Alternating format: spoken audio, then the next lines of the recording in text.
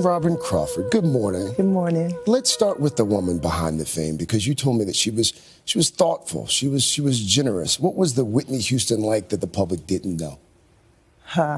Well, you know, I will start with where the public met her, which is on stage.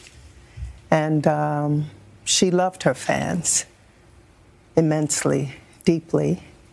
I'll tell you, we were playing, this was the first tour, and we were playing the Dome in New Orleans, which was a 50,000 seat facility. And the tour manager came backstage, and we're in the dressing room, and he says, "Listen, Whitney, the place is not full. There's only 10,000 tickets sold." And she was like, "Okay." And he was like borderline whether or not the promoter wanted to go through with it, because, you know, it wasn't full. So she said, "Well, they bought tickets too." And she went out there, and they draped off half of the Dome, and it was about 10,000 people, which were like 10 people. And when the show was done, I asked her, I said, "So how was it?" She said, "It was a very intimate setting." So Whitney she was thoughtful and beautiful. One of the questions that I've gotten most over the past week or so since your story went public is why? Why now? Why would Robyn Crawford come forward now? Whitney Houston's been dead 7 years. There have been a number of documentaries already done. Why now? I savored my memories working with Whitney. And, you know, when I think of her and I think of the rise and how beautiful it was and the person behind that, that spirit, that strong, steadfast spirit that she had, it was a possession of hers. And fast forward to the struggles that she had, for me, it began to cover her. That person that I knew behind the gowns and, you know, all done, there was that person, that young woman inside. I could always see her. And I felt with all the tone that had become negative, and those that were speaking about how it was with her. You didn't want her to always be remembered as a drug addict and someone who just had this tumultuous relationship with Bobby Brown. You felt like her legacy deserved more. I felt like all that she had left us, all the accolades, all the awards, were like she was covered with all the tragedy. Her legacy was just covered.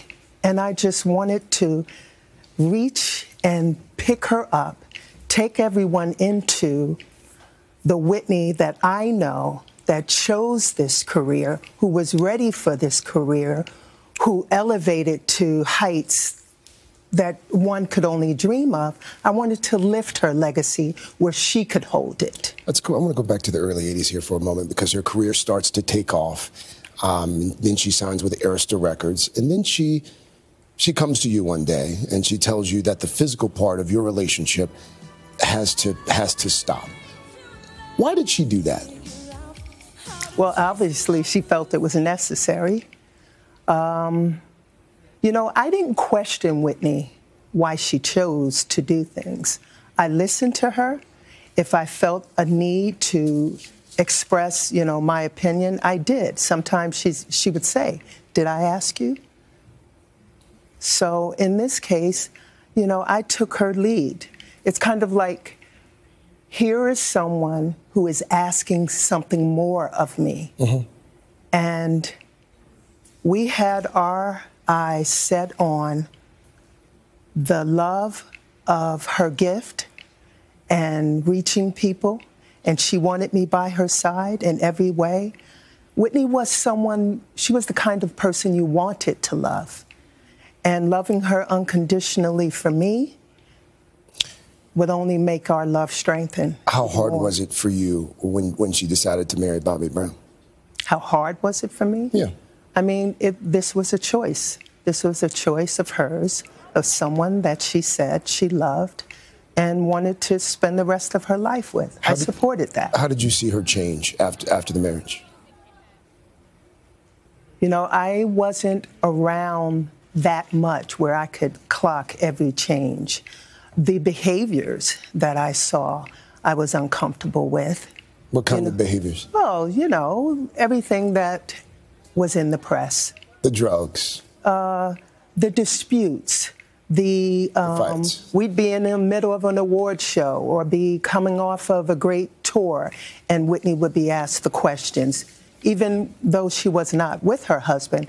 So what's up, you know, what's going on with Bobby? I just, you know, it was a lot for her to take on. It was a lot for us to manage. You left the inner circle as a result of Bobby Brown. There was a... That's not true. No? No. Bobby was annoying. He was very annoying. So why did you two end up falling out? Who? You and Whitney. You know what? Whitney and I didn't fall out. I was always there for her. She knew that. But Robyn, you didn't talk to her for, it was 15 years. When she died, you two were estranged. We talked, we were never estranged. Estranged means that someone calculated and said, okay, you don't come here, you know, that is not true. But you stopped working for it. You stopped working with it. I moved on because I felt like I had done all that I could do, but she knew where to find me. And Bobby had nothing to do with that. You know what? Bobby had something to do with the moment of me where I said I had enough. But even then, I was still on her payroll for, you know, close to a month after that. Do you think that if you had been as close as you were to her in the 80s, that Whitney might still be alive today? You know what? I don't know what would happen, what would have happened if I would have stayed. What I do know is that my love for her and the bond that we had allows me to sit here today. I want to ask you about something while I have you here. The disturbing claims that came out in that documentary, Kevin McDonald's documentary, last year. In the film, there were allegations that Whitney was molested by a cousin when she was small, Dionne Warwick's sister, Dee Dee Warwick. Did she ever mention that to you? No, she did not. She never mentioned to me that she was molested by Dee Dee.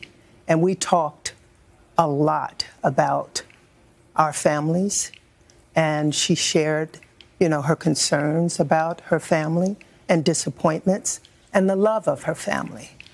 And if there was any truth to that, I would know about it. I know that you are a fairly private person. How are you? I mean, over the past week or so, your name, your face, it's all out there for the world to see. How are you holding up? You know, like I want to celebrate Whitney. I know how Whitney felt sitting in the hot seat. And I just feel that if I am going to take the moment to sit here, I want to share the beautiful things about this person. And she's been with me throughout. I wouldn't have been able to tell the story that I've written without Whitney, without my mother, without my brother. And what I will say is on my way here, I was thinking of her and she said, "Welcome to my world."